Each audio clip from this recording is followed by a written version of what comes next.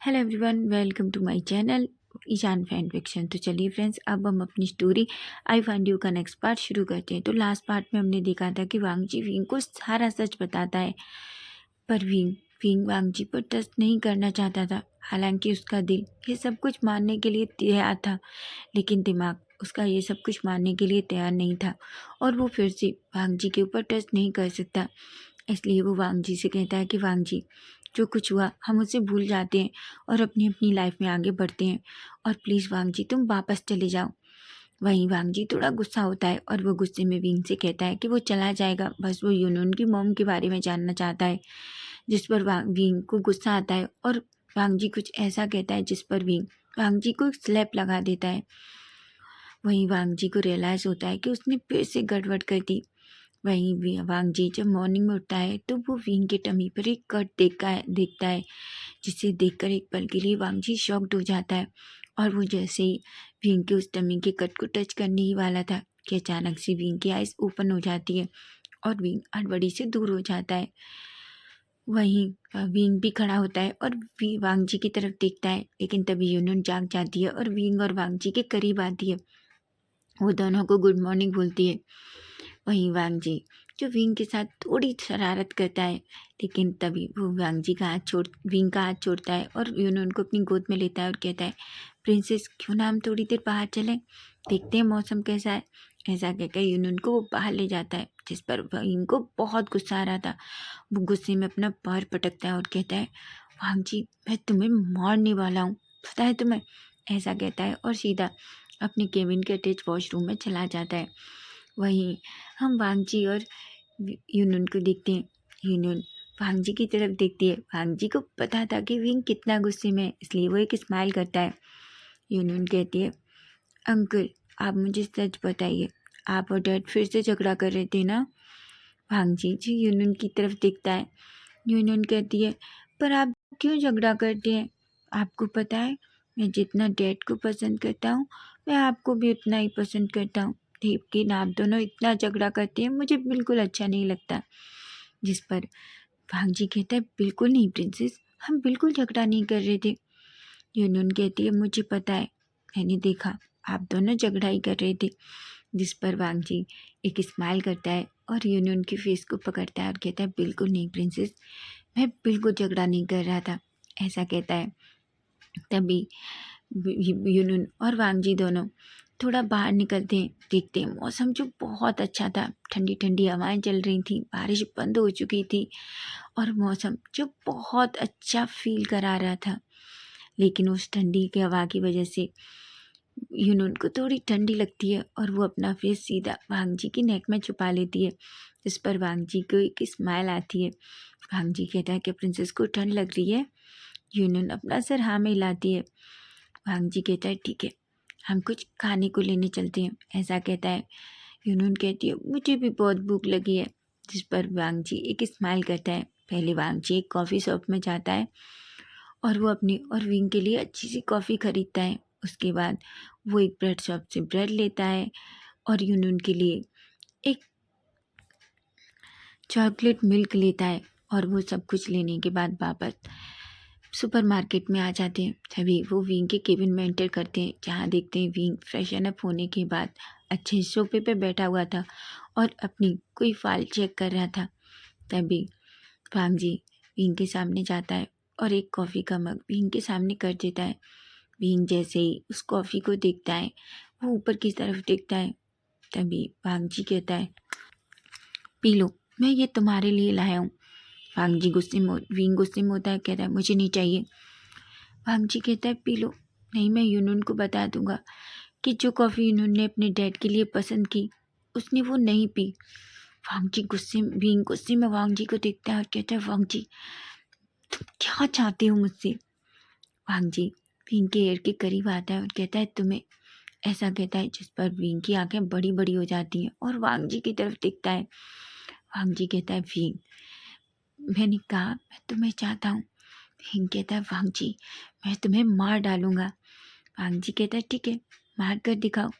तभी विंग कहता है, वांगजी तुमने मुझसे प्रॉमिस किया था कि तुम वापस चले जाओगे, मैंने तुम्हारी बात सुनी, अब तुम वापस जाओ। वांगजी कहता है, मैंने ऐसे नहीं कहा था। विंग कहता है क्या? वांग जी कहता है हाँ, मैंने ऐसा कुछ भी नहीं कहा था।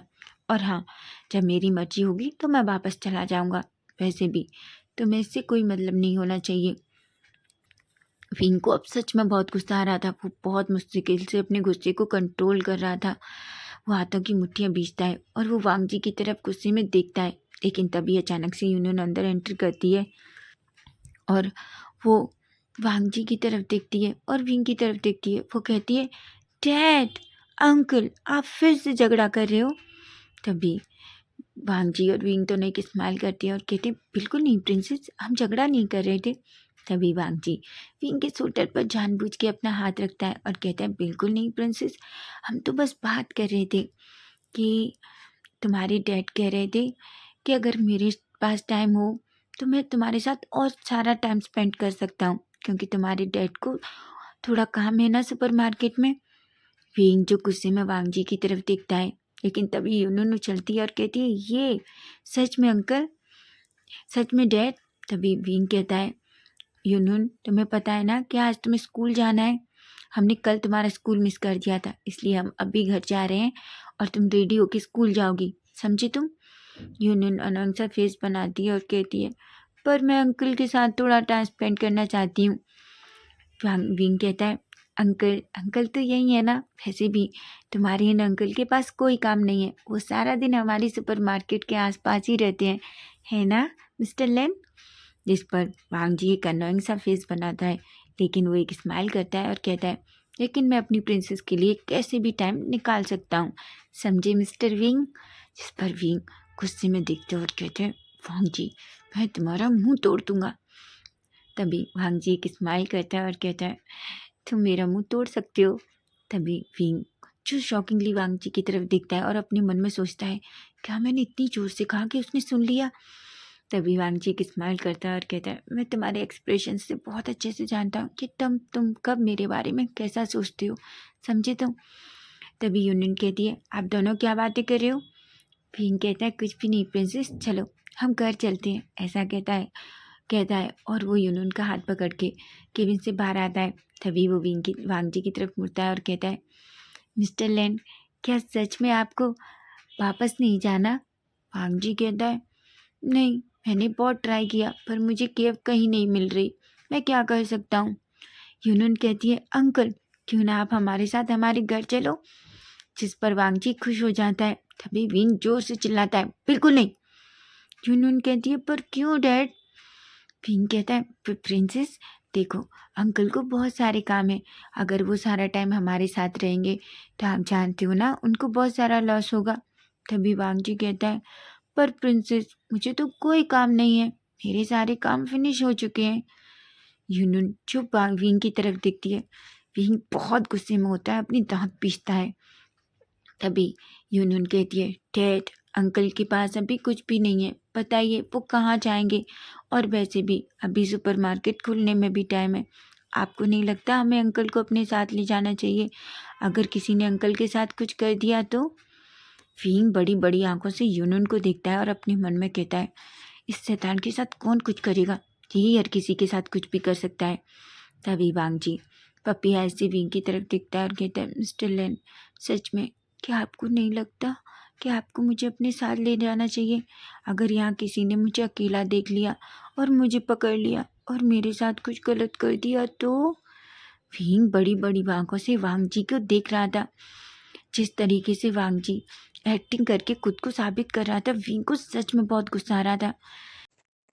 विंग गुस्से में कहता है, वांग जी प्लीज़ मेरा पेशेंस टेस्ट मत करो, वरना मैं सच में तुम्हें मार डालूंगा।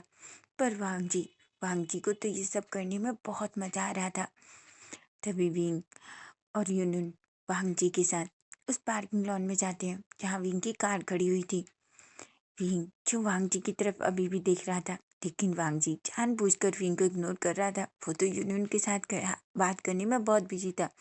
उसे पता था कि वांग जी को ये सब कुछ अच्छे से पता था कि विंग को इस टाइम उसके ऊपर कितना गुस्सा आ रहा है, लेकिन वो तो इन सबको एंजॉय कर रहा था। वो अपने मन में कहता है, बेबी, इतनी आसानी से मैं तुम्हें नहीं छोड़ूंगा। 5 साल से मैं तुम्हें पागलों की तरह ढूंढ रहा हूँ। अब जब तुम मुझे मिली हो जब तक मैं सारा सच नहीं जान लेता, मैं तुम्हें छोड़कर कहीं भी नहीं जाने वाला। और विंग, मुझे कोई फ़र्क नहीं पड़ता कि तुम्हारी लाइफ में कोई था या तुम मुझे छोड़ के आगे बढ़ गए थे, लेकिन मैं आज भी वहीं खड़ा हुआ वांगजी हूँ जिसे तुम वहाँ छोड़ कर आए थे। विंग, मैं तुम्हें छोड़कर कहीं नहीं जाने वाला।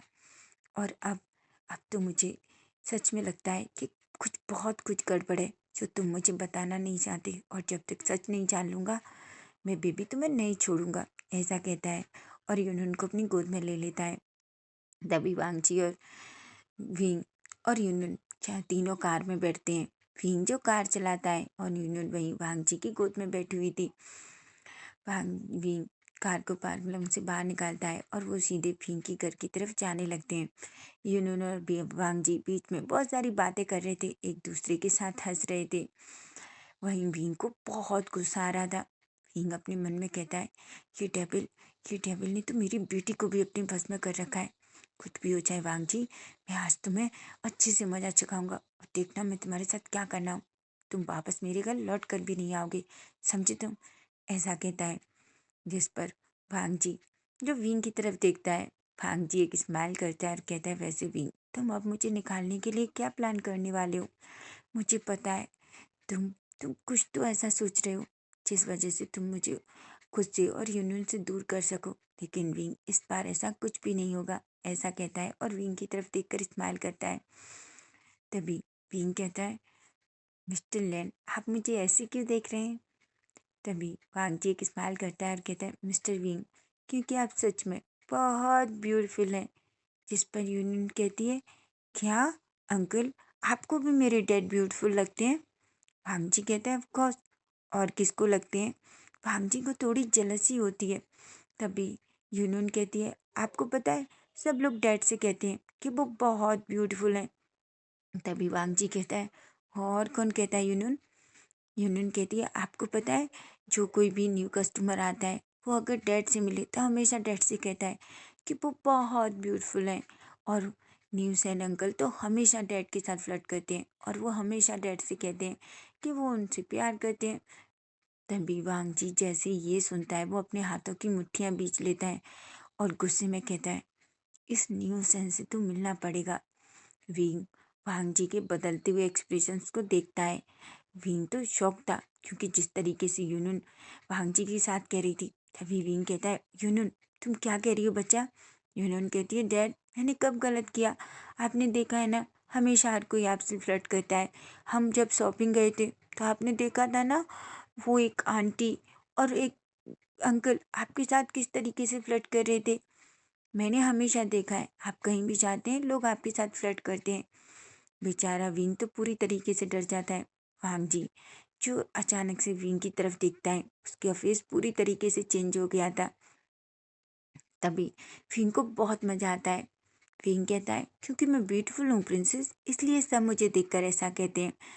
और तुम्हें क्या लगता है, क्या मुझे तुम्हारे लिए कोई नई मॉम ढूंढनी चाहिए? जिस पर यूनियन शॉकिंगली विंग की तरफ देखती है। वहीं वांगजी जो और चिढ़ जाता है, अब उससे बहुत जेलसी फील हो रही थी। तभी यूनियन कहती है, सच में डैड, मैं तो कब से चाहती हूँ कि आप मेरे लिए एक मॉम ढूंढें, लेकिन क्या आप सच में सोच रहे हैं? वांगजी विंग कहता है, ऑफ कोर्स, मैं सोच रहा हूँ कि प्रिंसेस के लिए एक मॉम मुझे लेके आनी चाहिए। वैसे भी मैं प्रिंसेस की हर विश पूरी करता हूँ ना। वांगजी जो गुस्से में पूरी तरीके से लाल हो जाता है। तभी अचानक से गाड़ी में ब्रेक लगता है और वो लोग पहले से ही विंग के अपार्टमेंट के सामने थे। यूनुन वांगजी जल्दी से कार से बाहर उतरते हैं। यूनुन दौड़कर अपने अपार्टमेंट के अंदर तरफ भागती है। वहीं विंग जो कार से दूर जाने ही वाला था कि अचानक वांगजी विंग का हाथ पकड़ता है और उसे कार के सामने ही पिच करता है और कहता है, क्या कहा तुमने? वांगजी जो विंग को ऐसे पकड़ता है तो विंग शॉक्ड हो जाता है और कहता है, वांगजी तुम क्या कर रहे हो? वांगजी कहता है, क्या कहा अभी तुमने? और हाँ, तुम ऐसा सोच भी कैसे सकते हो? तभी विंग वांगजी की तरफ देखता है और कहता है, मैं क्यों नहीं सोच सकता? मैं कुछ भी सोच सकता हूँ। तुम कर सकते हो, मैं सोच भी नहीं सकता। और वैसे भी वांगजी, मेरे और तुम्हारे बीच अब ऐसा कुछ भी नहीं है जिसके लिए मैं कुछ भी ना सोचूं। वांगजी को सच में बहुत गुस्सा आ रहा था। वो गुस्से में विंग की तरफ देखता है और कहता है, विंग मैं सच कह रहा हूँ, तुम इस बारे में सोचना भी मत, नहीं तुम्हें पता नहीं मैं क्या कर सकता हूँ, समझे तुम। ऐसा कहता है कि तभी उन्हें अचानक से यूनून की आवाज़ आती है। तभी वांग जी भींग को छोड़ता है। भीम गुस्से में वांग जी की तरफ देखता है और कहता है, दूर रहो मुझसे, ये मेरी लाइफ है, समझे तुम, और मैं सच में ऐसा करने वाला हूँ, समझे। ऐसा कह के वहाँ से चला जाता है। वांग जी जो बहुत जलस हो चुका था, वो अपने मन में कहता है, बिल्कुल नहीं विंग, तुम सिर्फ मेरे हो, समझे तुम। ऐसा कहता है और तभी वो सोचता है, आज कुछ भी हो जाए मुझे ये पता लगाना ही होगा कि आखिर वो कौन है जो यूनुन की मॉम है और वो कहाँ है। ऐसा कहता है। तभी हम भीम को देखते हैं। भीम जो यूनुन के साथ उसके अपार्टमेंट के रूम के सामने खड़ा था, वो जल्दी से डोर ओपन करता है। तभी यूनुन अंदर जाती है, भीम भी अंदर जाता है। यूनुन पीछे मुड़कर देखती है और कहती है, अंकल। तभी वांगची एक स्माइल करता है और कहता है, हाँ प्रिंसेस। यूनुन वांगजी का हाथ पकड़ती है और उसे अंदर खींच लेती है। भीम एक गहरी सी सांस लेता है। वो तीनों अंदर थे। तभी भीम कहता है, प्रिंसेस आप जल्दी जाओ, वॉशरूम में जाओ, अच्छे से खुद को क्लीन करो और फिर चलो, मैं तुम्हें रेडी कर दूंगा। तभी भीम वांगची की तरफ देखता है। वो कहता है, और मिस्टर लेन, आप दूसरे रूम में जाकर, गेस्ट रूम में जाकर खुद को फ्रेशन अप कर सकते हैं। वांग जी एक स्माइल करता है, लेकिन तभी वो कहता है, विंग अगर तुम्हें कोई प्रॉब्लम ना हो तो क्या मैं आज यूनुन को रेडी कर दूं। जिस पर विंग शॉकिंगली वांग जी की तरफ देखता है। वांग जी कहता है, मुझे ऐसे क्यों देख रहे हो, मैं बस चाहता हूँ कि मैं यूनुन को रेडी कर दूं। वांग विंग एक गहरी सी सांस लेता है और कहता है, ठीक है। ऐसा कहता है, जिस पर वांग जी एक स्माइल करता है और यूनुन के रूम में चला जाता है। वहीं हम विंग को देखते हैं। विंग जो सीधा किचन में जाता है और यूनुन के लिए, अपने लिए और वांग जी के लिए ब्रेकफास्ट रेडी करने लगता है। वहीं वांग जी यूनुन को थोड़ी देर में रेडी करके बाहर लाता है।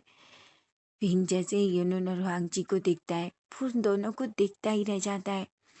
वांग जी जो यूनुन को अपनी गोद में लेकर आ रहा था, विंग उन दोनों को ऐसे देखता है तो अपने मन में कहता है, क्या मैं सच में गलत कर रहा हूँ, एक पिता को उसकी बेटी से दूर करके।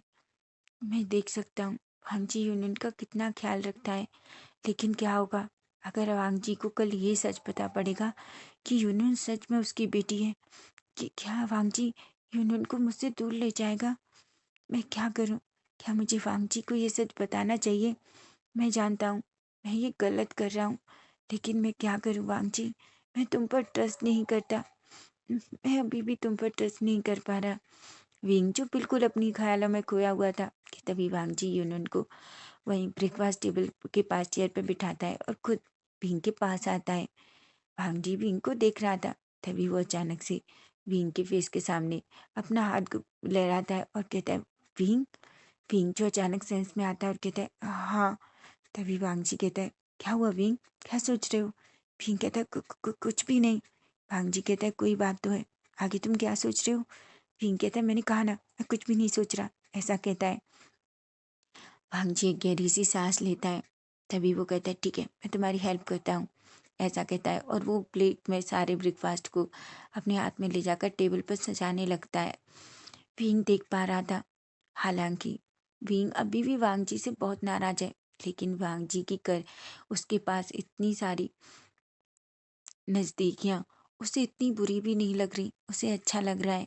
वो वांग जी को देखता है कि वांग जी किस तरीके से उस टेबल पर, वो ब्रेकफास्ट टेबल पर वो सारा ब्रेकफास्ट रख रहा था। ऐसे लग रहा था कि जी से विंग, वांग जी और यूनुन एक बहुत प्यारा सा छोटी सी फैमिली हो। जिसके बारे में सोचते ही विंग की आंखों में आंसू आ जाते हैं और वो जल्दी से अपने आंसुओं को क्लीन कर लेता है। वांग जी जो दूर से विंग को देख पा रहा था, वो अपने मन में कहता है, आखिर क्या हो रहा है विंग को। विंग इस तरीके से अजीब सा बिहेव क्यों कर रहा है। तभी वांग जी अचानक यूनुन के पास बैठ जाता है और वांग एक तरफ विंग भी यूनुन के पास बैठ जाता है। वहीं वांग जी यूनुन को देखकर एक स्माइल करता है। तभी विंग जो सबको अच्छे से ब्रेकफास्ट सर्व करता है, उसके बाद वांग जी यूनुन की तरफ देखता है और कहता है, प्रिंसेस क्या तुम्हें मैं खिलाऊं। यूनुन कहती है, क्या, पर अंकल मैं खुद खा सकती हूँ। वांग जी कहते हैं, अगर मैं खिलाऊं तो। यूनुन एक स्माइल करती है और कहती है, ठीक है। तभी वांगजी यूनुन की प्लेट्स में से एक स्पून लेता है और यूनुन के मुंह में देता है। वो अच्छे से यूनुन को ब्रेकफास्ट करा रहा था। और जब कभी भी यूनुन का फेस थोड़ा गंदा होता तो वो एक टिश्यू लेता और बहुत प्यार से यूनुन का फेस क्लीन करता। वांगजी विंग जब ये सब कुछ देखता है तो उसकी हार्ट बीट बहुत बढ़ जाती है। वो अपने मन में कहता है, ऐसा नहीं हो सकता, विंग और वांगजी और यूनुन एक दूसरे के बहुत करीब आ रहे हैं। पर पर ऐसा कहता है और वो बस उन दोनों को देखता रहता है। थोड़ी देर बाद उन तीनों का ब्रेकफास्ट फिनिश होता है। उसके बाद विंग यूनुन की तरफ देखता है और कहता है, ठीक है यूनुन, चलो मैं तुम्हें वापस तुम्हारे स्कूल छोड़ देता हूँ। तभी वांगजी कहता है, विंग मुझे लगता है तुम्हें थोड़ी देर आराम करना चाहिए, मैं यूनुन को उसके स्कूल छोड़ आऊँगा। विंग कहता है, नहीं मिस्टर लैन, आपको ये सब करने की ज़रूरत नहीं है, और वैसे भी आपको भी अब वापस जाना चाहिए। तभी यूनुन कहती है, डैड पर मैं अंकल के साथ जाना चाहती हूँ, ऐसा कहती है। जिस पर विंग थोड़ा शॉक्ड होता है। भांगजी कहते हैं, please wing, please. Wing finally कुछ भी नहीं कहता। तभी भांगजी कहता है, अगर तुम चाहो तो मैं तुम्हारी कार लेकर जा सकता हूँ। विंग अपनी कार की चाबी वांगजी को देता है। वांगजी यूनुन का हाथ पकड़ता है। यूनुन जो विंग के पास आती है, विंग के फोrehead पे किस करती है और कहती है, ठीक है डैडा, हम बाद में मिलते हैं। ऐसा कह के वांगजी का हाथ पकड़ के वो वहाँ से चली जाती है। विंग जो एक गहरी सी सांस लेता है और वहीं सोफे पे बैठ जाता है और वो जो कुछ हो रहा है उसके बारे में सोचने लगता है और कहता है, आखिर मैं क्या करूं, ऐसा क्या करूं कि वांगजी यहाँ से चला जाए। आखिर वो क्यों नहीं जा रहा, वो मुझसे क्या चाहता है। बहुत सब कुछ खत्म हो चुका है, पर वांगजी वांगजी का इस तरीके से वापस आना, मैं क्या करूं, ऐसा कहता है। तभी वांगजी उठता है, विंग उठता है और एक गहरी सी सांस लेता है और सीधा अपने रूम में चला जाता है। वहीं अब हम थोड़ी देर बाद का सीन देखते हैं, जहाँ हम देखते हैं वांगजी जो अंदर एंटर कर जो अपनी कार बार पार्क करता है और सीधा